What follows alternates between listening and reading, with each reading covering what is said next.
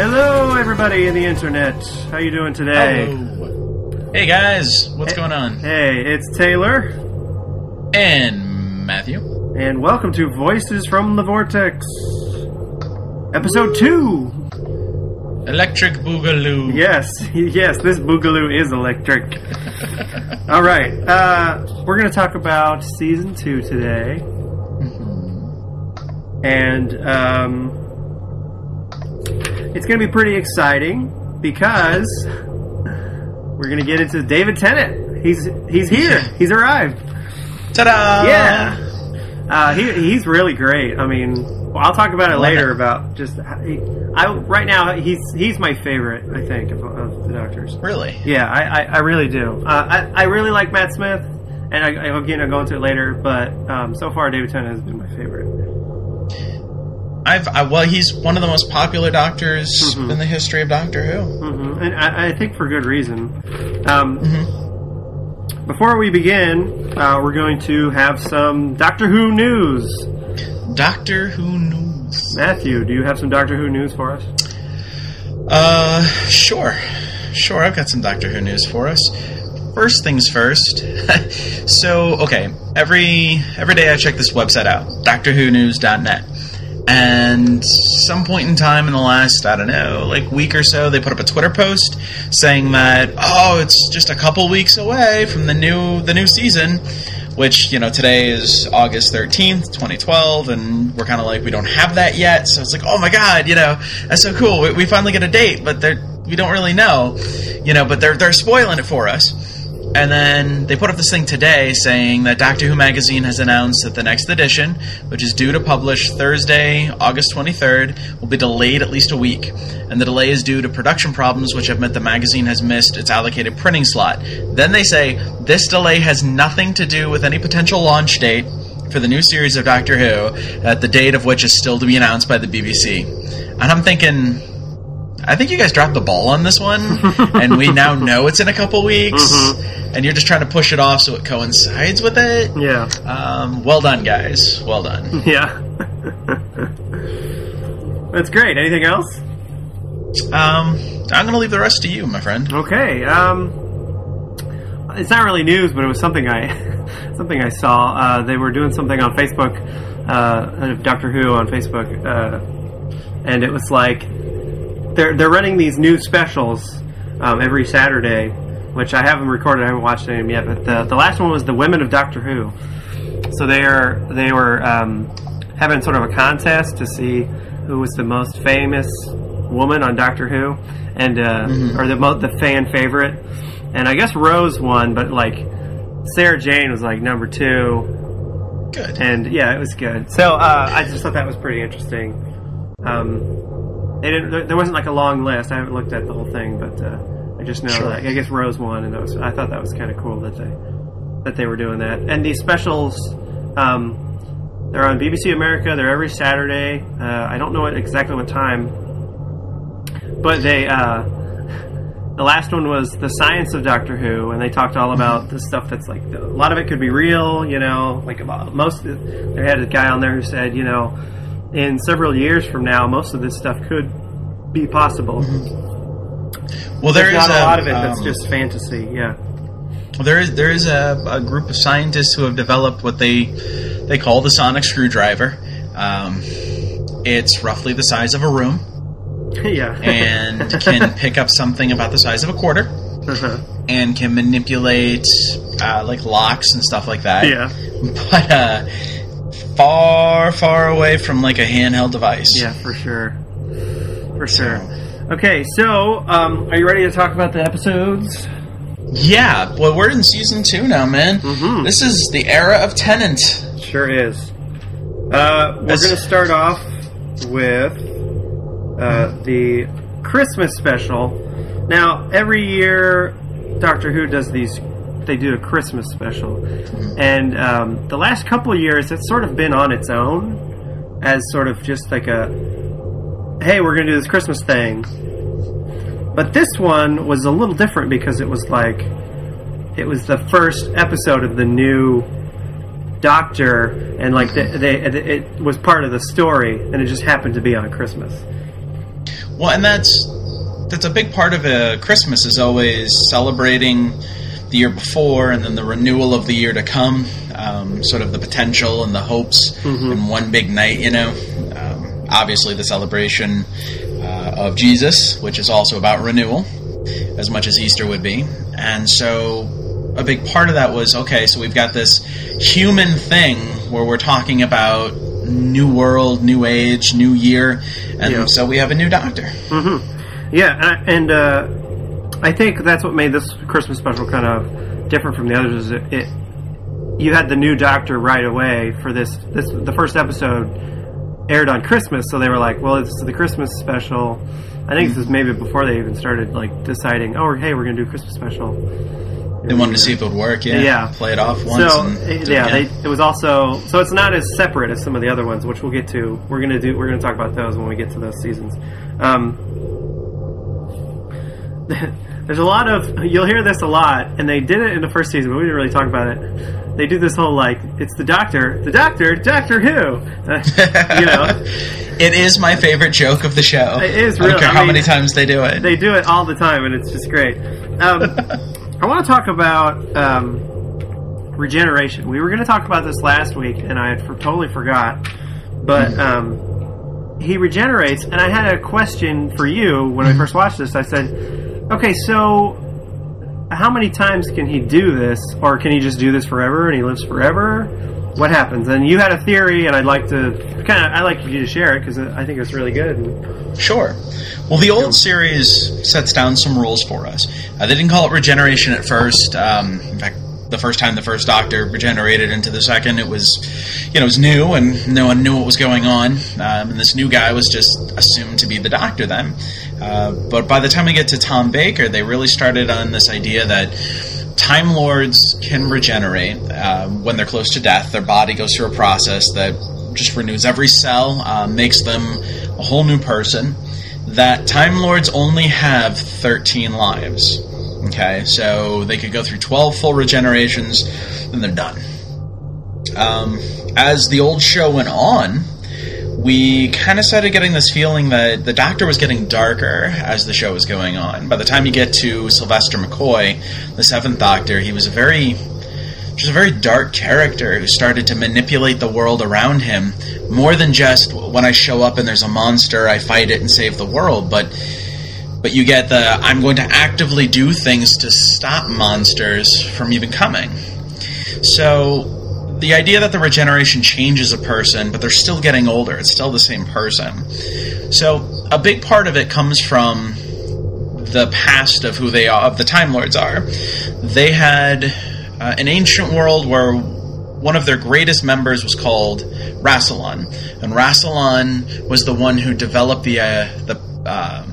I don't know, it's the formula or what have you, but he developed the idea that he could change their genetics that allowed them to regenerate, and that power came from the seal of Rassilon, which is Rassilon laid on Gallifrey in the Death Zone.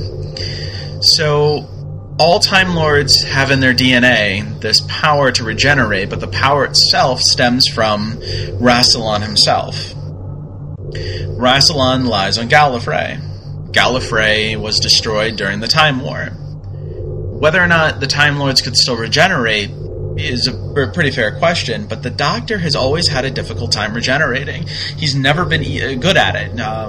Other Time Lords have come along in the old show and sort of shown that not only can they last through the regeneration, they don't have to take a whole episode off and be all like tired and out of power and out of strength or whatever, but that they could even predict what they're going to be. They could choose what they wanted to be. So you've got the Doctor, who's the worst at this regeneration thing than every other Time Lord. And it just seems to me like if Gallifrey was gone and where the power stemmed from is gone, that he wouldn't have the ability to keep regenerating. So you have a Doctor who couldn't regenerate, let's say, for the sake of argument, Eccleston. You get all the way to the end of Eccleston, and he doesn't regenerate until after he takes the whole of the time vortex from the TARDIS, from Rose, brings it into himself, and then sends it back into the TARDIS. the energy that comes from him during regeneration, that effect, has nothing like that's ever been used before. So, but it looks like the time vortex. It looks like all that energy that Rose took into her and used. When he throws his head back and all those things come out of his sleeves. Exactly. And that will be consistent as the show goes on, showing what a regeneration would be. So it seems like the regeneration... we say consistent, but it's only happened twice. Right. But you see, exactly. And we'll get there when we get there. There are other people, maybe other Time Lords, maybe just other people who showcase that power. So, but the thing that's interesting to me is that it's like it jumpstarts his regeneration cycle again. So the question is he really on Doctor 9, 10, 11? Or does he suddenly have the ability to regenerate infinite amount of times? Or does that sort of restart him? And there's stuff we'll talk about in Season 5 and 6 that kind of plays into that. But for now, the idea that maybe he's a new thing. Maybe he isn't just Time Lord anymore. Maybe he's become something else. Mm-hmm. Yeah, I thought, I'd never seen any of the old shows, so I didn't know how he regenerated. The episode starts off, it's the Christmas invasion. Mm-hmm. Mickey and Jackie, they hear the TARDIS coming, and then they run out, and they're like, where is he? And they see it, and it comes in all crazy, comes in and crashes. Crash landing. He runs out, and then he just passes out. And I had never seen it, so I'm like, does this always happen every time? His regeneration, he needs a big nap afterward or something, So I thought it was really interesting. Well, David Tennant, when he was young, his doctor... They always say the first Doctor you watch is your Doctor. That's the one you fall in love with. I kind of think Eccleston breaks that rule, because if you see Eccleston first, you end up loving Tennant or Matt Smith. But a lot of people do like Tennant. But when Tennant was younger, his favorite Doctor was the Fifth Doctor, played by Peter Davison. And a lot about Peter Davidson's Doctor is reflected in Tennant's Doctor. Davidson was the youngest to play the part up until Matt Smith just recently. And he was played with this...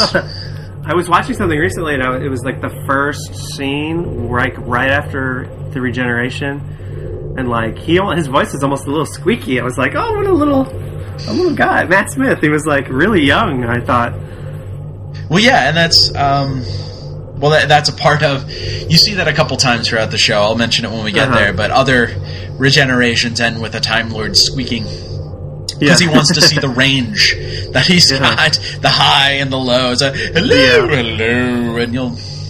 Anyway, but the thing about Tennant is that Davidson was played as this really energetic young Doctor. He was unlike everyone before him.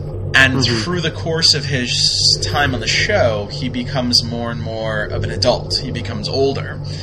He was the first Doctor to wear Converse or trainers, basically to wear sneakers.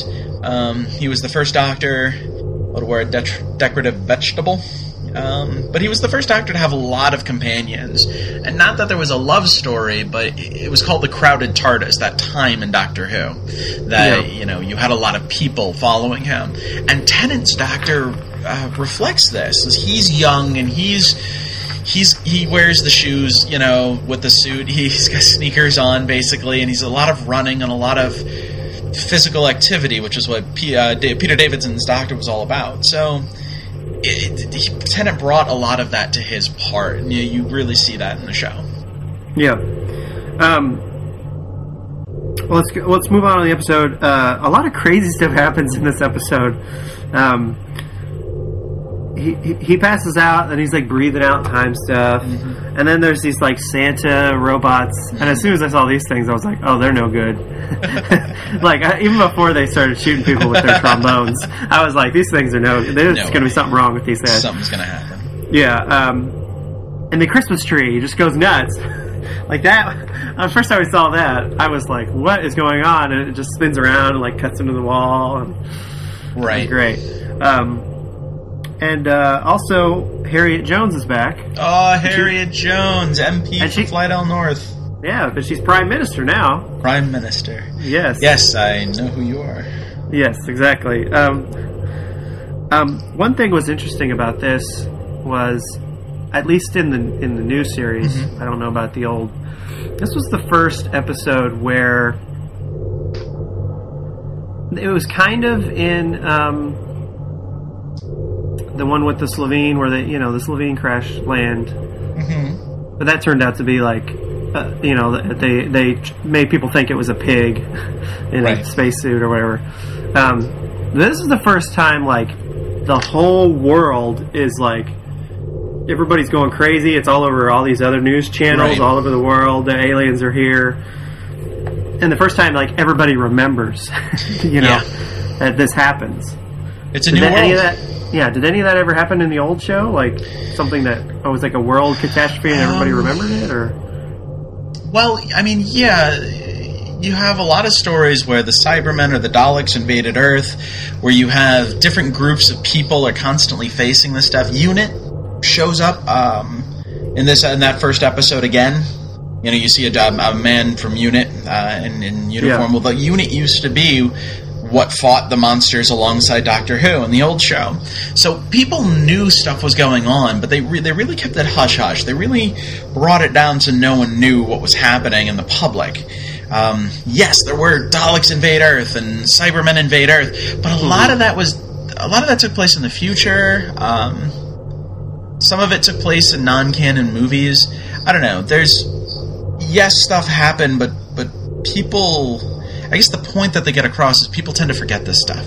They play it off like it was a hoax, or what was it Rose said to Eccleston in the very first episode? She says, "What are you, students or something? You'd have to get a lot of students together to dress up and be silly like this." Same thing.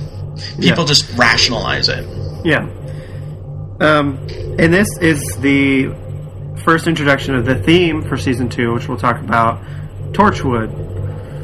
Indeed. Harriet Jones says to the guy, she's like, get Torchwood on the phone, all this. And I can't believe I didn't notice this at first. I had never realized this until I had looked it up and I was reading something. For those of you out there who didn't know either, Torchwood is an anagram for Doctor Who. I had no idea. You ready? I'm going to blow your mind. Okay, go for it. When Doctor Who was coming back, Russell T Davies was putting the whole show together. They wrote Torchwood on all the scripts and all the documents, so no one knew what it was. Oh, yeah, like Blue Harvest. For Star Wars. So that's why Torchwood gets used. Yeah. Well, Torchwood, it becomes a theme this season. It's implied at the end of this episode, and then you really find out at the end of the season. It's this sort of massive organizing organization that was set up a long time ago to investigate aliens and things like that. Fight, and battle against the monsters. Protect the planet, and even from the Doctor. Yes, even from the Doctor. He was, which we'll get to in the next episode, or in the couple ones coming up. But he finds out about this organization, and then this organization goes on to sort of have its own spin-off show, which we'll kind of talk about in season 3. That's kind of when it started. They were sort of together. But yeah, we have that in there, and this will pop up several times. So the spaceship arrives. They threaten to destroy the planet. The heroes sort of bumble their way into it. The Doctor's passed out, and they get him in the TARDIS to try to protect him, and the TARDIS gets teleported up, and all of a sudden you've got Mickey the Idiot and Rose Tyler standing before the Sycorax and their army. Yes. One thing about this episode, especially with David Tennant, he's asleep for most of it, and I just, this was like, I'd really just gotten off the high of Eccleston, how much I loved him, and I thought he was great, and then it was this, they changed to this new guy, I was like, well, he's kind of funny looking, and I'm like, what's he doing? He's just sleeping the whole time. Right. So anyway, they sort of drag him onto the spaceship, and Mickey has some tea that he drops drops it, and that's makes all some he needs. steam. All he needed was some tea. He wakes up.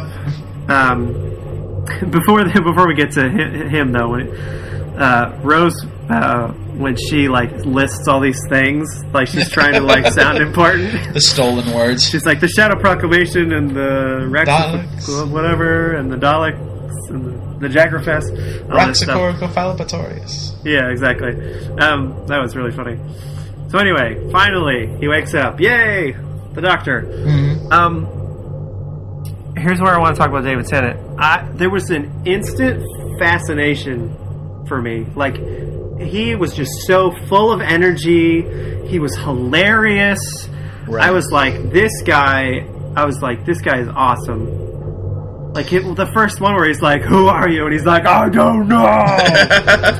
You know, like that. I was like, this is going to be great. It's because Eccleston was so sad all the time, you know? And Tennant will get there, but he starts out a brand new person, and it's so cool to see him not burdened by everything right away. Mm-hmm. He's got this new optimism. Yeah, and he just has so many great lines. Like, okay, so they go out and they... well, there's one where he's like... He starts quoting the Lion King. He's like, oh, wait, no, that's Lion King.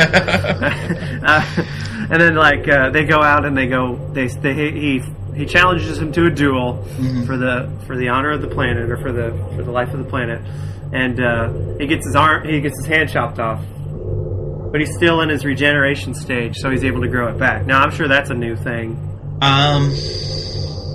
Yeah, I mean they always talked about him having sort of continued healing powers, I guess, mm-hmm. through most of his regeneration. It's the old show. Really kind of gets away from a lot of that. They don't really get into it a lot. But whenever he becomes whoever he's going to become, they always talk about him having these like little synaptic bursts or whatever. Like he's in his head, he's just going nuts.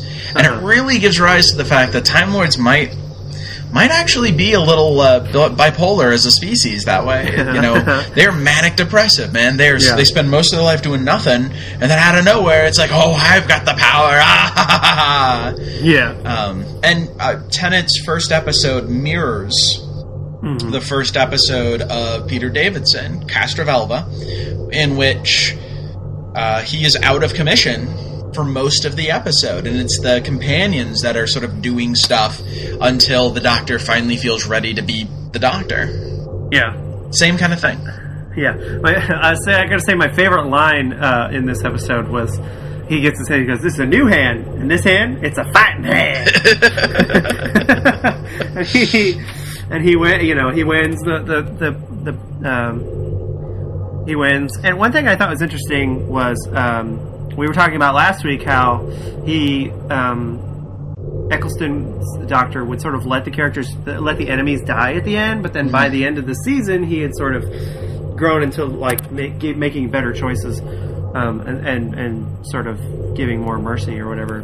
Or he gave Blonde, this Levine, he was going to take her back, and mm-hmm. he was happy that she got turned back into an egg. Yeah. But this time, he gave them the chance, but then he was running up. The bad guys got up and was going to run and get him, and he threw the thing at the Satsuma. Yeah, whatever. And he threw it, and the guy fell, and he's like, I don't give second chances. That's what kind of man I am. And I thought that was interesting. I was like, oh, it's kind of he definitely is somebody different, because if he had made that change, but now he's a new guy, so and he carries over the change. I mean, he tries to make things work. He tries to save the planet and not kill the Sycorax, but the leader just will not give up, and but he's older now, and he's very pensive, and I get the feeling he's tired of having to deal with these things. You know, he loves it, but he's tired of having to let them win sometimes, and he's just like, okay, I'm done. You know, I gave you a chance. You're dead. Moving on. So he tells them, tell everyone this planet won't give up without a fight, and they leave. But then Harriet Jones, who I was like, why Harriet Jones? I like you. Why would you do this? She calls Torchwood, and they have their little Death Star ray that shoots the ship, and they all die. Death Star Earth. Yeah, and he's mad about that. Well, he should be. He spends all this time saving the human race and protecting the world, and all of a sudden the humans show that they're barbarians. They're as much as barbarians as those people. Yeah, monsters. So this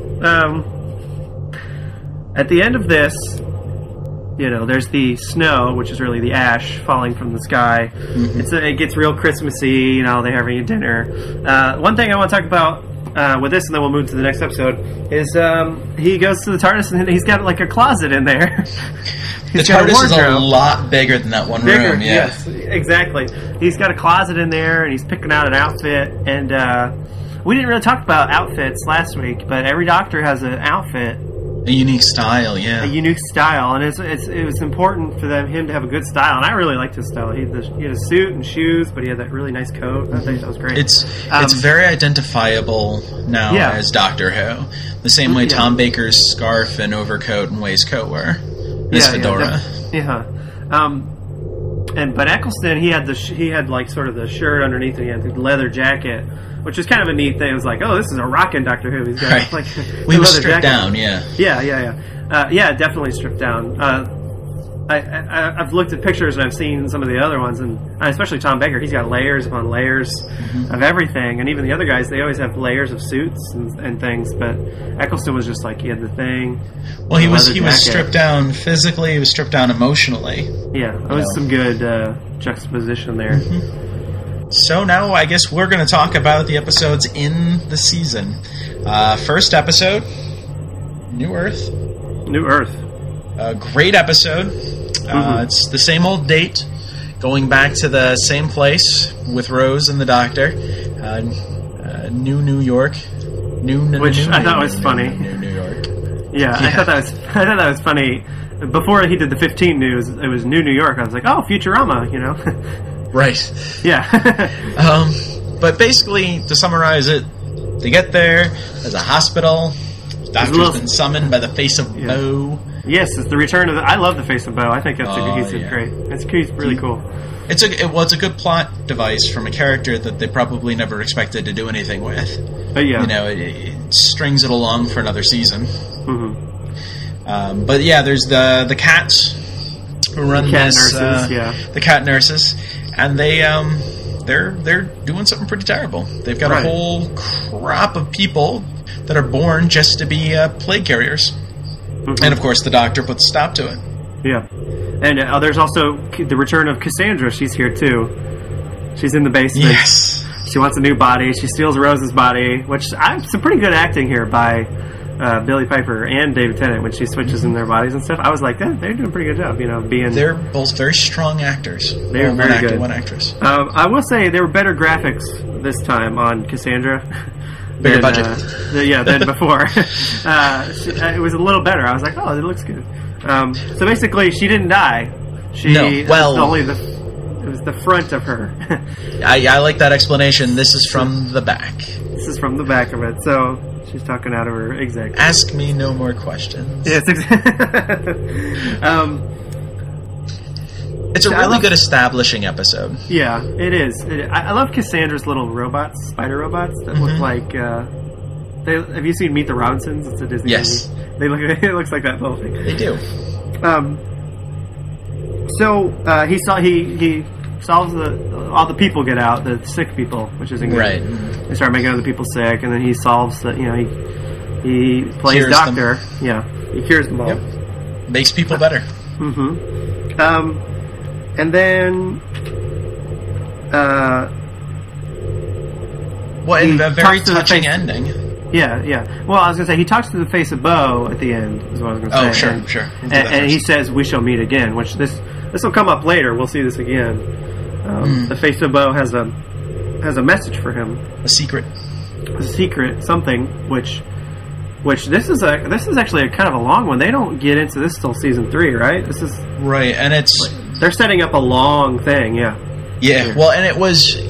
Russell T. Davies is so good at that. You watch this stuff, and it all feels like it was planned out ahead of time. But he's done interviews where he said, not just every year they had to come up with some new new story, some new villain, and he just left these seeds for it could have been anything. Yeah. And when we get there, we'll talk about it. But it could have been vague, but, any villain. Mm-hmm. But he chose wisely. Right.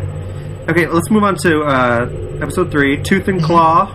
We got Tooth and Claw. This has everything. It's got werewolves. It's got kung fu monks. Kung fu monks. And this is where, by the end of the episode, we find out this is how Torchwood starts. I thought that was really interesting because it's like season 1 where that's how he starts the rift. Right. There's a Cardiff. He starts the rift in Cardiff, and then it comes back again later. Well, this one he's with Queen Victoria, and she said, they go to this little area, this Torchwood. It's a Torchwood Manor or something, and they have, for some reason, the monks are there, and they have this werewolf guy, and they wanted to infect the queen so that way yes. the werewolf gene would be passed down. Yeah, exactly. So they solved this by there's the guy who used to live there. He had this like secret weapon that the whole house was like a trap for the werewolf, which was cool. Right. I thought that was neat. Yeah. And of course, she gets infected. Yes, the queen does get infected, but it's like dun dun dun. Dun dun. Yeah, exactly. One thing was cool was it was like a little callback to Bad Wolf. The guy says, "Who is the werewolf?" When he's a man, he's like in a cage and he's kind of being creepy, and he says, "I see the wolf in you," to Rose. Right, to Rose. That was pretty cool. I thought that was. It was a good throwback to it. Mm-hmm. She is the Bad Wolf. She is. Okay, we'll go ahead and move on. Yeah. Is this now? The best episode ever. Yeah, school reunion. Now you watched this. Yes, I did. This one. And I ended up watching it too because I even though I wasn't my assignment, but I ended up watching it a little bit. And yeah, go ahead. What were you gonna say? I was gonna say this has a lot going for it. This episode does. First off, any episode with Mickey is the best episode in the world. I love Mickey. And he really proves himself time and again once we get through to the end of the season 1. This has Anthony Stewart Head in an amazing role as Mr. Finch. But most importantly, the return of the greatest woman in Doctor Who. I don't care what people say. Sarah Jane Smith. I knew you wouldn't be a fan of that decision or that vote. She is classically the strong woman of Doctor Who. Before her, every companion was known as an assistant, and they were these, scream when they got captured kind of women, and they were dumb. The Doctor had to explain everything constantly to them, and then you get Sarah Jane Smith, and the first thing she does is she tells the Doctor off. She stands up to him. She's like, "I don't care who you are, you're going to answer my questions." And I love that about her. She's a strong woman, and she proves to be one of the Doctor's best friends. And in the old show, she was left behind. So this episode brings her back, and she was around for the 4th Doctor, right? Well, at the end of the 3rd Doctor and the 4th Doctor for a while, yeah. Yeah, so she comes back. She comes back. And an episode designed to talk about age and the legacy we leave. And it's really neat to see in this episode that, the Doctor's known throughout time and space. So the villains, the Krillitines, know of him and know what he's capable of. The echo of what the Time Lords are still exists. People are scared of it. People worship it. And then to see an older Sarah Jane Smith who feels like she was left behind, and a Doctor filled with pain over having to have left her and never going back for her. So it's, I don't know, it was really, for fans of Sarah Jane, for fans of the old show, it was very sweet. And I thought it, yeah. Well, I was going to say, also, for fans of the old show, K9. K9. Oh, I am so sad that we don't see this dog anymore. Really, I mean, I love this dog. I was like, he could be in every episode. I would love it. we're going to go back and we're going to have to watch some of the old show with K9 in it. I think we will. Just the affirmative. It's just he can just say affirmative. The whole show, just him saying it. Also. He used to play chess with the Doctor. Well, that's just great. Yeah, it's I could just hear ridiculous. it. Checkmate. I can just hear it right now.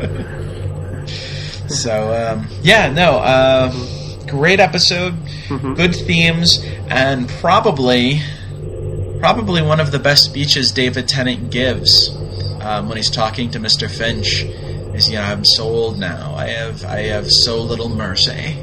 And that's such a powerful statement. Such a and he plays it off, man. David Tennant's got the acting chops for anything, as far as I'm concerned.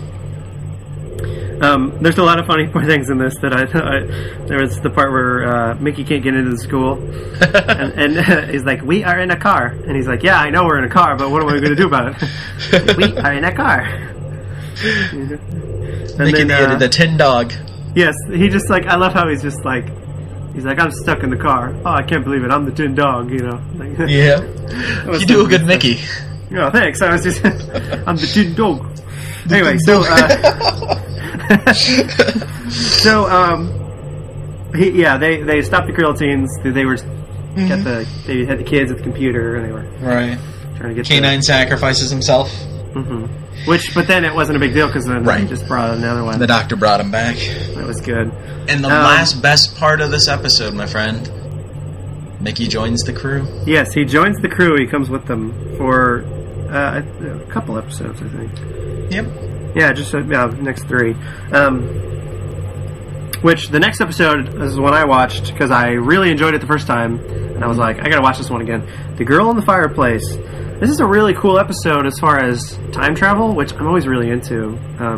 Cool things with time travel. This one's got the kind of time travel where someone's going slowly through it, and the other person jumps in at different points of their life, but it's right one after the other for them.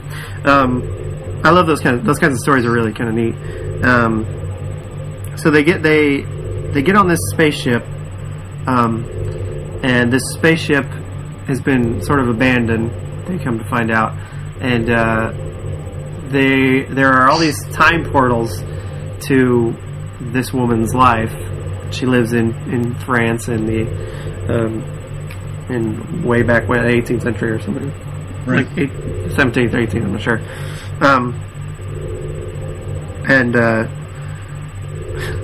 And she's being attacked by these really creepy, robot, really creepy. I don't know how to.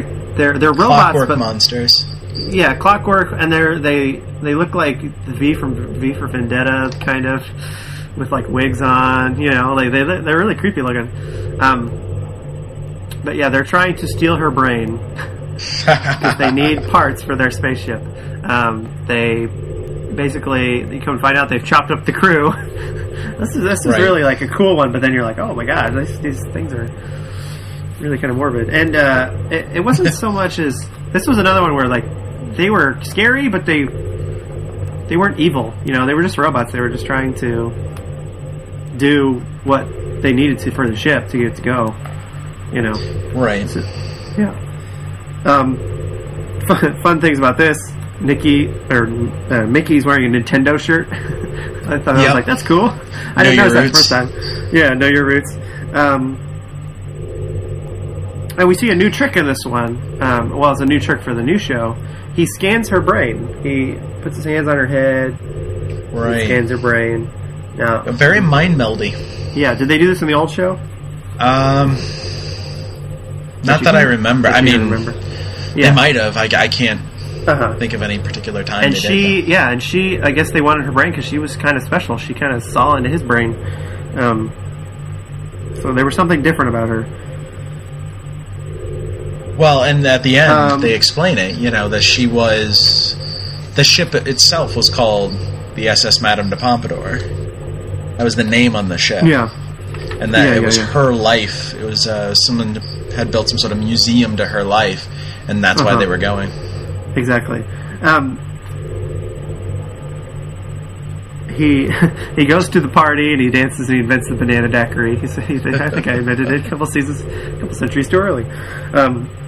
And then I wrote this down, and this bugs me that I can't remember what it was for. Someone says, Rose, this wasn't supposed to happen to you. Do you know what I'm talking about? In this episode. I can't remember why I wrote that. Oh, well, no. It's okay. Oh, Rose says that to Madame Pompadour. She says this wasn't supposed to happen to you. And I thought that was really interesting because we were talking about this last week. Yeah. Things when time travel, would these things be happening? Her life, was there? Yeah. Did she have a normal one, but then someone went back in time and now they've changed it? You know what I mean? Well, and that's the funny thing about Doctor Who is they get into it more later, but the idea that when he travels through time and space, history is what it is until he gets there.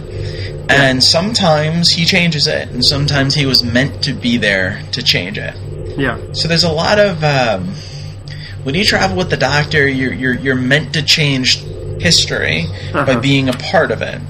And sometimes stuff like this happens, and you just get kind of trapped. You become something that shouldn't be. Right. I think that's all I had for this one. Mm-hmm. Last really independent episode of the season that has Mickey in it. We're going on to the end of Mickey.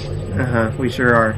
The next one is the two-parter, which I watched this one just because it was a cool two-parter, and I want to talk about the Cybermen. The Cybermen. Yes, the rise of the Cybermen. First thing off the bat, the guy who invents the Cybermen, he plays Barty Crouch in Harry Potter, and David Tennant plays Barty Crouch Jr. So I was like, oh, father and son together in one of those. So basically, they land in this alternate reality, this parallel universe, which I thought was really interesting. That I would assume that would be a first for this show. No, they've traveled in between dimensions before, and the Doctor makes a comment about it, that when the Time Lords were alive, this sort of stuff wouldn't happen, that they would guard the entranceways and exitways of alternate dimensions, but now they're gone and they've all sealed up. Yeah, this was an accident. Very much so. And it's neat to see that they made this very rare. That alternate dimension stuff does not happen much with the show. It doesn't. Well, it does in this season because then they do it again in the end. But well, yeah. But yeah, you know what I mean. Yeah. So the TARDIS is dead, which I thought I was like, whoa. I'm sure there's been a lot of episodes where it's like, oh, there's a lot of episodes, and especially this season where it's like, we're stuck here. We can't get to the TARDIS. It's out of fuel or something, and then they figure it out. Right. But this one, it just died, and then when they crash, this is really funny. They crash gas masks fall down from the ceiling, like in an airplane. Like in an airplane. I just thought that was just hilarious. Well, the TARDIS is full of tricks. Yeah, it sure is. So this is definitely the second group of Cybermen. This is not the original Cybermen from the old show. No. The Cybermen from the old show, they were aliens from another planet. They grew and they spread out throughout the universe. They attempted to take over the Earth many times, but the Doctor defeated them. In the end, the old Cybermen were destroyed. And so they weren't people in metal. They were. No, they were living robots. Kind of. Okay. They were aliens instead of in robots. Yeah. And then this idea, which I like a lot more, is that it was people. You take human brains and you put them inside this suit, and they're alive. Right. So, and he says that he killed them all these Cybermen, but this is a parallel world, so this is someone made new Cybermen. Right. This is the new Cybermen. So they have been remade by John Lumick. They are the Lumick Cybermen, I guess, if you will. Right. Yeah. The return of Pete Tyler. Yeah. Pete Tyler comes back. He's in this one. They Rose has never been born, but they have a dog named Rose, which is interesting. There was one part in this episode where David Tennant he breathes into the little crystal to give power to the thing, and he says, "I just gave away 10 years of my life." I thought that was really interesting. Like, well, how does the doctor show? Yeah, because we were just talking about this. How does he know? Right. The doctor has the ability to manipulate time and radiation and I don't know, all sorts of stuff. Kind of the same way we manipulate our liver or our lungs or our heart by drinking or smoking or eating red meat. You know. Yeah. The doctor can opt to give his life force. That's kind of cool. Yeah. So these people, this is a new fancy future. Well, it's the present, but it's like they've made way more technical advances in this. Well, dirigibles. Yeah, exactly. Everyone's got these double Bluetooths, which was pretty hilarious. And they're not Bluetooths, but that's what they look like. Well, they are. They're Bluetooths. Yeah. Well, they did use them for phones, but there was also, they got information from them. But they were not good because they went into your brain and turned you into mindless slaves. That's right. To become Cybermen. So when the Cybermen finally they make these Cybermen, I could just tell right away that these were old school enemies from the old show. You may have told me, but I don't even remember if you did. I could just tell that these guys were. I was like, these guys look pretty old school, and I've looked at old pictures, and they're updated a little. They're updated, so they look a little newer, but they still look. They had to keep the. They look like Cybermen. Yeah. Well, the thing about the doctor even says it. He says, "I've seen this kind of technology before," and he says, "It's happening again." The doctor remembers, and they shouldn't be here. Yeah, it's always great to see. I mean, Eccleston was great with his reaction to the Daleks, but it's great to see Tennant's reaction when old villains reemerge, because he just doesn't think it's possible.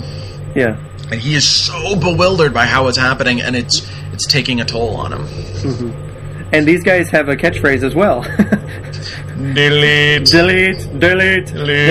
I think it's so funny how probably every character on the show has a catchphrase. The doctor's got his little. That doesn't happen until the end of this season, but he's Allons-y is this little thing. Allons-y. And Eccleston said fantastic, and the Daleks, of course, they have exterminate and exterminate. Yeah, exactly. So I just they have their little thing, delete. I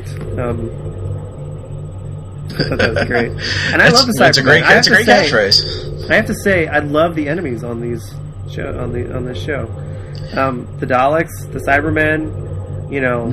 Some of these other ones we'll get to.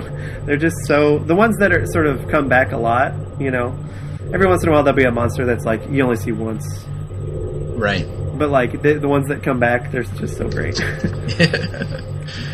So let's see. A revolution begins as Lumic tries to take over the world with Cybermen. It's up to Ricky and his band of intrepid heroes, not Mickey, but the alternate universe Mickey, and they battle the Cybermen at one of their depots. Manage to destroy the cyber controller. Which was what Lumic turns into. He became. What it became, And I have to say, they're running around the streets hiding. I'm going to say the Cybermen are the unsneakiest bad guy of all time. they're just like marching in the streets, and you just hear them coming from a mile away. Ka-chunk, ka-chunk, ka-chunk, ka-chunk, ka-chunk. But I like to think the Daleks are the same way too, though. Well, you just hear them screaming. True, they do yell a lot, but they have that quiet. When they move, they just have that quiet roll, like like a Dyson vacuum. They get that quiet, the quietest vacuum cleaner. It's just that little hum when they roll around. Are like a vacuum cleaner. The Daleks are like so many household appliances. It's not even funny. So yeah, they battle the Cybermen. They save everybody. There's all these factories all over the world. The alternate Ricky, he ends up dying. So Mickey decides to stay and take his place, which really kind of weirded me out. I was like, I don't know if I could ever do that. Like his grandmother was there, his grandmother had died. Mickey's grandmother had died in his universe. So he stayed there to take care of his grandmother. And we'll get to it later with Pete Tyler and Jackie Tyler. Jackie Tyler ends up in this universe ends up dying, becoming a Cyberman, Cyberwoman, or whatever. They're just all called Cybermen. Exactly. She ends up dying, and so it leaves Pete. It leaves them. Yeah, there's sort of an alternate match. Like there's Pete in one and Jackie in the other, and it just was weird. That they would want to get together, and we'll talk about that later, but in the finale. But so yeah, I just thought it was weird. I don't know if I could ever, if you were given the choice to stay in an alternate universe where everybody that you loved was there, but they weren't the people you know. You know what I mean? Well, yeah, well, they're slightly I guess it different. Depends on the circumstances. Yeah. Mickey didn't have anything left. He didn't have his Graham anymore, didn't have his mom anymore. Rose was obviously off with the doctor now, and Jackie was too old for him? I don't know. They always imply that those two had a background, which is kind of weird for Rose. But he didn't have anything in his old world, and in this new world he could be a hero. He could be just like the Doctor, with a whole new world to see, and maybe more family out there. Yeah. Well, let's move on to the Idiot's Lantern. This episode, I was like, okay, is this a commentary on watching too much TV or something? 'Cause it's definitely like one of those, it'll steal your face, and a good episode, certainly not one of the stronger ones of the season. Yeah, and it's called the Idiot's Lantern. It's like, what are you, he hits us over the head with symbolism. Anyway, there's this sort of, I guess it's it's like sort of an electric spirit or something. The Wire. Yeah, the Wire. Gets into the TVs and starts taking people's souls and their face. And also their face. When you first start watching the episode, for me at least, it was really creepy because you start getting the faceless zombie-like people, and you're thinking, because all these shows are a little scary sometimes, even the fun ones. But it's episodes like this that really get to the core of the show. Is there's mystery in every adventure. Yeah. There's horror in every adventure, and you should be scared of a faceless zombie. It's, to see the Doctor get outraged that this stuff is happening. And the lady on TV was really creepy too. Yeah, she was. Yeah, she was a good job. Don't forget Magpie Electronics. I'll remind everybody of that in another 3 podcasts. Oh yeah, that's right. I guess Good so job. When you get there, season 5, I'm going to make reference. I didn't get that. I didn't catch it at first though. Well, we'll talk about it later. It's just kind of a fun little. Yeah, she has this plan to broadcast herself and steal everyone's soul. They're going to watch the Queen's coronation. So the Doctor ends up foiling her, and he traps her on a Betamax cassette tape, which he's like, I need to remind Rose to remind me to record over this, which I thought was funny. Like, he's just going to record something. The only other thing about this episode that really got to me was that it's a father and son tale. You get the Doctor running around doing the stuff, the Wire, you've got Magpie, you've got the detective, Rose getting captured and all this stuff, but the coronation, of course. But you've got this father who rules his house with an iron fist, and you've got this son who represents a new generation and a new way of thinking. And at the end, you have these two men seeing each other differently. The father seeing the son not as a son, but as someone who's going to help him move on, and the son not seeing his father as his father, but as a man who needs someone to lead him. That's very Doctor Who. Yeah. So after this one, there was another two-parter. There were a lot of two-parters this season. Well, there's 2 in every season. This one had 3. The finale would be 3. Well, yeah, the finale is usually a 2-parter. Yeah, the finale is, and then there's usually one in the middle, and then one near the beginning. I guess season 1 did the same thing. All right. I guess you're right. It was the Impossible Planet and the Satan Pit. And the Satan Pit. The thing I love about this is I'm introduced to another new character who I just love. I think they're great. The Ood. The Ood. The Ood. These Poor weird Ood. squid-faced looking creatures who are holding these little balls that the speech comes out, the light flashes. Right. Just kind of really creepy, even when they're being nice. You know? It's like they're still a little creeped out when they saw them. Right. Well, this whole two-parter was designed to creep you out. It deals with themes of the devil and fear. Yeah, the guy gets possessed, and they're explain what happens. They're on this space station that's orbiting a black hole. Yeah, there's this research base out on an asteroid or a planet of some sort that is orbiting a black hole, which is impossible. And the Doctor and Rose land there and get kind of trapped there. The TARDIS gets lost, like you were talking about earlier. Yeah. And so it's very much so the same vein as like Event Horizon or Aliens.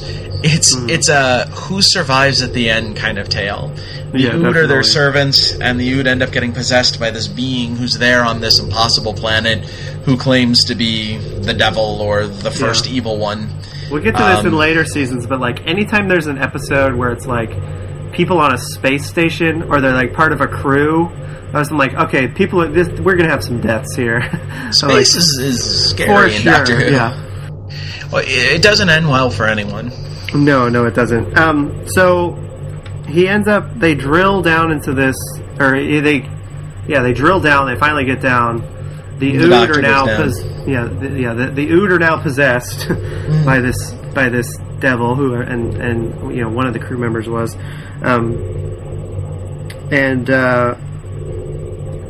so everyone up top is running for their lives, and the Doctor and the lady who goes down with him. They're investigating the pit. Yeah, this pit. He meets this giant devil thing, which I was like, what is this thing? It's a very existential chat. Yeah, it really was. At first I was just like, is this thing like really supposed to be the devil? And then I was like, okay, it was just a monster that... But it keeps you guessing. Yeah, it really did. It could have been. The Doctor, at the end, the Doctor even says, I don't know. Maybe it was. Some really interesting themes for the Doctor, though, are brought up in this episode. The first is, what is the Doctor's religion? You know, it's such a human thing to have religions, and the Doctor himself is likened to a god, but what does he believe in? And it's interesting to hear him start to talk about that, which they didn't really do in the old show. The conversation he has with Dr. Ida Scott, the woman he goes down to the pit with, about the need to go on, the human need, and how dark it is, that it's the need to fall, not the need to jump, or not the, you know, I don't know, there's something sad and beautiful in the Doctor opening his soul like that to some random person. It's not Rose, it's not Sarah Jane, it's just this person. Good stuff. You know, it seems like all hope was lost, and then it's like, oh, the TARDIS, how convenient. Right. Yeah. Deus Ex Machina of... Exactly, yeah. So they're flying off in the escape pod, and he ends up they're getting pulled into the black hole, but he rescues them, and... Right. And, and the devil possesses the guy, tries to sort of escape with them, but he gets them, and they... Very American sort of go to hell and shoots the window out. Rose there. Sort of very Arnold Schwarzenegger. Loved it. It's like you go to hell. Go to hell. So yeah, that was a very interesting two-parter, I thought. Definitely stuff that couldn't have been done in one episode. I think there was a lot going on there. There was a lot. The Ood, of course, are destroyed. Yeah. And the Doctor just saying he wished he could have gone back. He only had enough time for one trip. Once again, reaffirming that rule that even though the Doctor can sort of bend the rule a little bit, the TARDIS cannot be used to just go back and stop things. You can't just jump back to the beginning of the adventure and say, whoa, don't go in that room. You know, that's going to kill you. Yeah, that's like in the end of the first season. Rose goes, "Why don't you just go back to before whatever?" And he says, "I can't." You can't. Once you land, you're a part of events. Okay, we're gonna move on to this next one. Love and Monsters. Best episode ever. Can I just say, this episode is so freaking silly. Oh my gosh. It's meant to be. I'm glad it is a little bit, especially after the Satan pit, you know, like right. We need a little lightheartedness. And it's an interesting format. And they ended up doing this in more and more seasons. It's you barely see the Doctor like the whole episode. Yeah, well, that's a thing too. It's rare, and you see it again, almost the exact same spot next season. An episode told from the point of view of someone whose life is affected by the Doctor, but isn't traveling with them. I love those episodes. If I could write an episode of Doctor Who, that would be what it would be about. Yeah, I think it was really cool to see that it was from the other guy's perspective the whole time. And then, he shows up at the end. Yeah. And it was just a really interesting way to do it, and I loved it. I thought it was great. Loved the naming of the Azorbaloft. Yeah. A Zorbatron, a Zorbatrix, a Zorbaloft. Yeah, I like that one. It was a fun episode. Yeah, it's sort of the point of view of the guy. He's got his little webcam. He's doing he's telling the story of his sort of how he met the Doctor and all this stuff. And him and this girl start this group, Linda, which is London's an acronym. Investigation Detective Agency. And so then they ended up just kind of partying more often. But then the Absorbaloff guy comes in disguise as a human and starts getting these people one by one, absorbing them into his body. Right. And the Doctor ends up coming in at the end and saving the day. But one of the things that was interesting. First of all, the girl is played by the same girl who plays Moaning Myrtle in Harry Potter, which I wasn't a huge fan of who they picked for Moaning Myrtle, but she was good in this. Hey, this year's Doctor Who had a lot of Harry Potter alums. They sure did, yeah. And she ends up getting absorbed, but when the Doctor kills the Absorbaloff, he sort of... He puts her into some cement. It's just, like a cement block. And she is like... there's the one line in there where he's like... He's like going out with this cement block with her face on it that can talk. And he says something along the lines of, "We even have a bit of a love life." And all I could think was, ew! All I imagine is just like, "Son, are you in your room playing with that piece of sidewalk again?" No. Leave me alone! Don't come in! Yeah. For real. The Doctor Who joke shows up again. You know, I'm the Doctor. Who? But instead it's the Doctor, and Elton responds, "Doctor what?" Yeah. That's good. This is a really funny episode, and I like when they're funny. I mean, every once in a while, there's a lot of serious ones, where he has some serious moments and gives grand old speeches, but this one was just plain silly, and it was really fun, and I really liked it. I thought it was great. Yeah. Moving on to Fear Her. Fear Her. More creepy children. More creepy children. Yes, that's right. It's a staple of Doctor Who. And an interesting little thing. It was set during the 2012 Olympics, which were they just ended. Yeah. So that was pretty interesting. I think it would have been great if, because at the end of this one, he ends up lighting the torch. Right. I would have loved for them to have the events that happened in that episode, for them to have really happened at the London Olympics. For them to do that would have been great. Well, they didn't do that. I'll tell you what, though, Matt Smith did run the torch. Yeah, that's right. Yeah. Or part of when it first arrived in England. So. Mm-hmm. Yeah, that was neat. So the Doctor did participate. Yeah. This one was kind of this was right before the finale, so it was kind of, again, it was kind of like a down before the up, but it was good. Yeah. I read a lot that a lot of people didn't really like this one, and I also read that the guy had to do it on like a really low budget, right? And so like this was like the way to do it, and he sort of they just shot in the one town, right, the whole time, and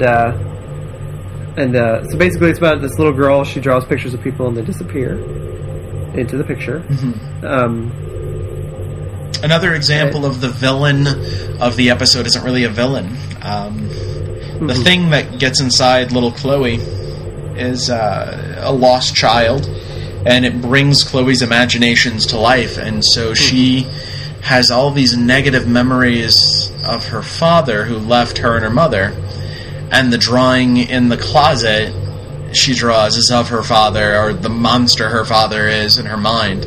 So really, there's no villain in the episode. The Doctor finds a way to free this lost alien child, and everything goes back to normal. Mm-hmm. Yeah, I think just another thing about this, the pictures were kind of funny. They were they were like crown drawings, and she draws the Doctor and the TARDIS, and they get stuck in the picture. And he's like a little crayon doctor, and he's like, that's kind of interesting. Not my favorite episode. No, I mean it was okay. Yeah, I liked it, but it was just kind of, I don't know what it is, but something about the episode right before the finales. They're always like apart from the story, the main story. They're just something that an idea they had. Next season you'll see critically acclaimed, one of the best episodes of Doctor Who is right before the 3-part series finale. Right, and then that's a different. Yeah, they're not always bad, but like it is like the same where it's like it's a throwaway episode, kind of like it's a. It does kind of feel like they just had to fill up one more episode before they get to the story, because there's no like references to anything else. Yeah. In the at the very end, I guess, because at the very end, him and Rose are sort of looking off into the whatever, and Rose says, they'll never tear us apart, and the Doctor says, never say never. There's a storm coming.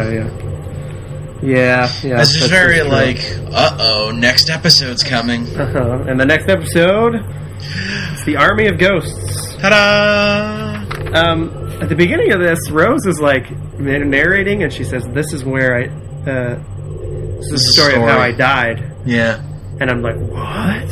Great opening narrative. Yeah, that's one way to really like hook your get view. Some mystery going. Yeah. Oh man, I'll tell you what. This is my favorite 2-parter finale. There are other finales I love, but just I could watch both of these episodes straight through as many times as possible and still be happy. Mm-hmm. There's a lot of great things. Torchwood comes back in this one, and there's been references. Yeah, there's been a lot of references to it throughout the season, and this is where we get to the Doctor. There finds that there's this organization we were talking about, Torchwood, and he's brought into it. He's the prisoner, they say. Yeah. But they need his help. Right. There's ghosts that show up every on the schedule because they're making it happen. Schedules. They have shifts. They have shifts. One thing that was cool was there's a part where I don't remember where it was, but you hear the Torchwood theme from the show, from the spin-off show. It's this little which I thought was really cool, because then they were probably working on that. And the other thing was the actress who plays Martha Jones is in this, which I did not see that the first time. And I'll tell you what, this becomes a thing. They find the next companion a lot of times from from like a season previous. So Freema Agyeman is in the final episode as a character, and then they ask her, "Hey, we liked you so much, will you come back and do season 3?" I hope that's not spoiling anything for anyone, but by now I guess you would know that. And then, of course, in season 4, Karen Gillan is in an episode. Yeah, is in an episode. And she gets picked for season 5. Yeah, and then they do this. I don't know if they had this plan, but Donna, she's in this the first episode of season 3, right? And then they bring her back for. So they bring her back as that character, exact character, which is good that they did that. That was pretty interesting. What and she because Catherine Tate has even said, she did the one thinking it was a one-off, and then they asked her to come back, and she's like, "Oh God, yeah, I'll come back." Yeah. But the thing about this one is that she wasn't the character; she was another person. Right. And we'll get into that next season about how they explain that away. Yeah. Which they could have not said anything, probably. They could have just, somebody who looked like her or whatever. She had different hair. This is the first where he starts saying Allons-y. The whole. He's like, I should start saying that. Yeah. We should say Allons-y, Rose Tyler. Oh, wouldn't it be great if we met someone named Alonzo? Then I could say Allons-y, Alonzo. Yeah. So, Torchwood needs his help with this orb, which came from the void. And I got to tell you, the time I watched this time, like, I understood what was going on the first time I watched it, but this time I'm like, okay, now I remember what's going on and I get it. When you can hear the music, I don't know if you noticed that every time they're there looking at the orb. You hear the music from season 1 when they're on the game station. Yeah. So you should have an idea of what it is. What's going on. But I'll tell you just the fact that where he talks about the void and how it's in between these universes and how the Cybermen come through and that the Daleks come through. Yeah, it's just he really... I don't know why, but this time I'm like, oh, I really get it now. Yeah. Yeah. So the Daleks come through in this ship, and what happened? We thought they were dead. Well, apparently there was a cult of Cult of Skaro. Cult of Skaro. Yeah, these Daleks. There's a black one who's in charge. He orders everybody around, and Dalek Thay, and they There's have my names coming out. Yeah, exactly. I know their names. You know all these things. I have no idea. They have names, and basically, before the Time War was over, they got in the ship and hid. Well, they took an object with them. Yeah, they took the Genesis Arc. The Genesis Arc, yeah. And see, there you go. I can get it too. I didn't write that down either. It was right here. So yeah, they come through, and then what happens is the Cybermen sort of follow them from this other universe, right? That they visited earlier, and then they start coming through, and they turn out to be the ghosts. And so we have Cybermen and Daleks, and it's just. I was like, how could this get any worse, really? I mean, I didn't see the Daleks coming at all. I was like, right. Oh, yeah, more Cybermen. I didn't think we'd see Daleks, so maybe, I don't know, maybe later. Well, and for any nerd who loves the old show, then you get these two villains that have never met before. I heard that, yeah. They never... Well, what's the first thing they do? They talk about an alliance.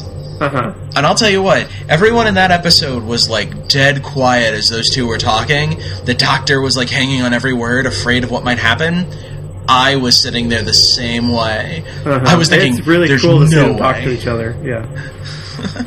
Yeah, the one thing is that the Daleks got jokes, man, this episode. They were they're like, there is one thing you see that You're better at dying. I was like, man, they're cracking jokes this time around. This Dalek Thay, he's a jokester. So yeah, they end up fighting each other, and this sort of just wreaks havoc on everybody else because they're just in the middle of this big battle. And so what happens is the characters from the parallel world, they bleed in. So we have Mickey, he comes back, and we have Pete Tyler. He meets Jackie. Yeah, and he meets the Jackie Tyler from this one, and they decide to get together, which was just weird to me. I guess it worked out for them, but it was just kind of weird. I thought, why not? Yeah, it's love, man. I guess so. Yeah, I guess so.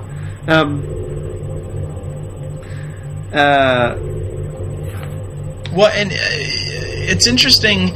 The Doctor uses that to get Pete Tyler to do what he wants. You know, the Doctor gets trapped in the other universe again, and Pete Tyler is all, why is my world, and I'm in charge. And the Doctor's response, very much so, is, there's another Jackie, and she doesn't have Pete. So it's like a match made in heaven.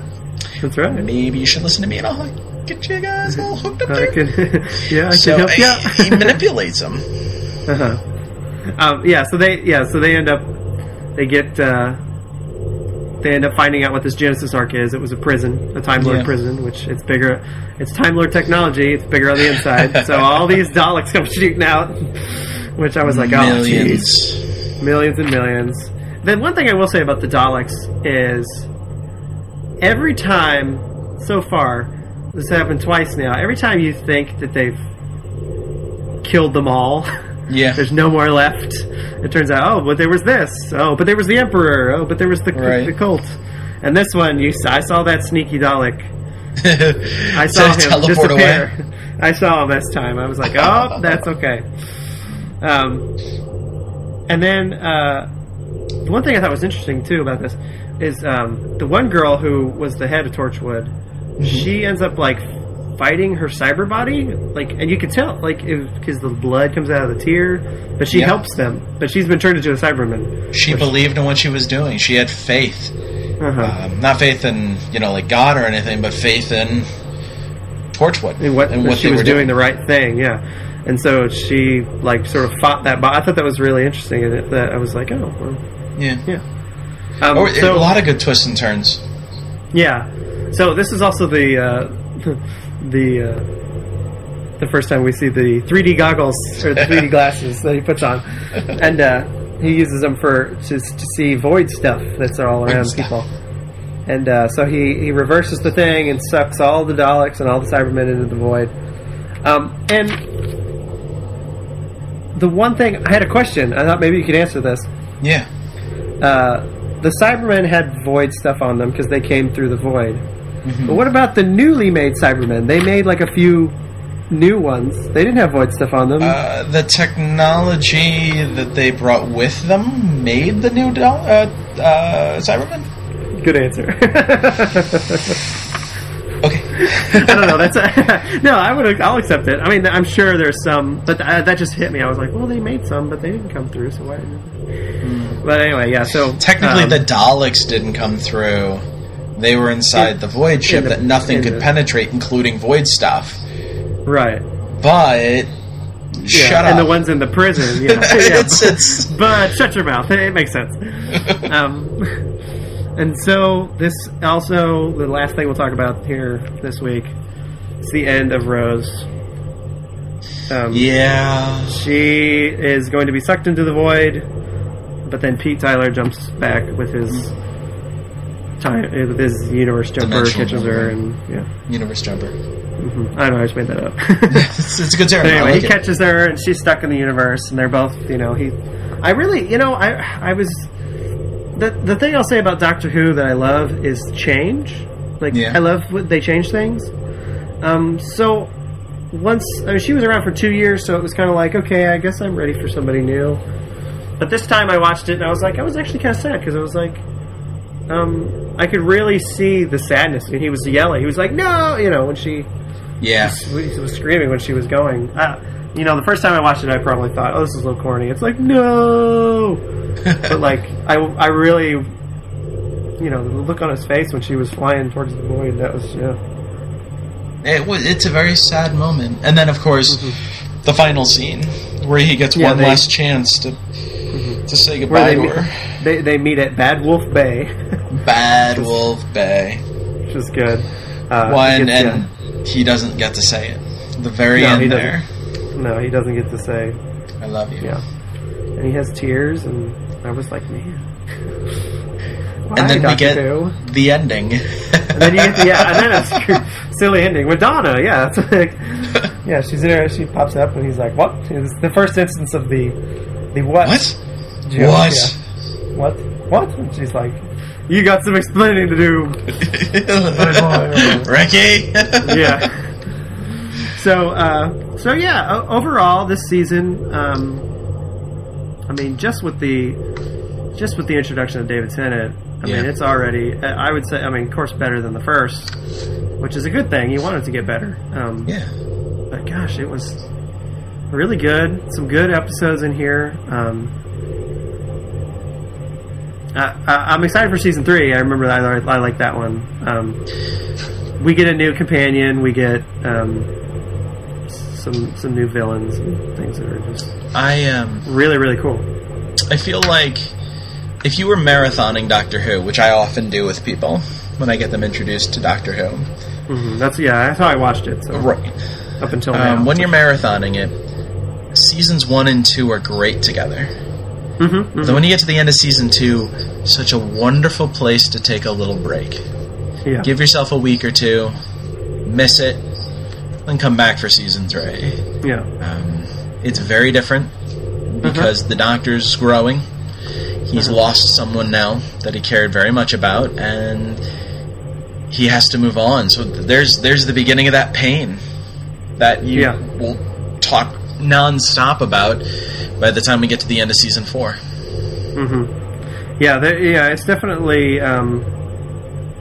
It's definitely interesting to sort of watch. You're sort of watching this through the eyes of the companion. So if you watch, companion to companion, it's like you could watch this. You could watch the first season and then take a break, and then watch all of David Tennant stuff, and then take a break, and then it also gets different with each Doctor, but sort of through the eyes of the companion, it's also pretty interesting. Any last thoughts on season 2? Just great, and we got 3 more seasons, or wait, two more seasons with David Tennant, and man, he is just great. Yes. And I'm so excited for anybody out there who hasn't seen the show yet and they're watching along with us to see it. It's very good. One last thing for you guys. A Girl in the Fireplace, Madame de Pompadour. When that episode was filmed, that was David Tennant's girlfriend. And I'm assuming not anymore. that will change. Yeah. He will get a different girlfriend. Someone very important, someone very special. And we'll talk about that another time.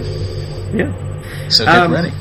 Yeah. Favorite scene from this season? Favorite scene? Oh my god. I'm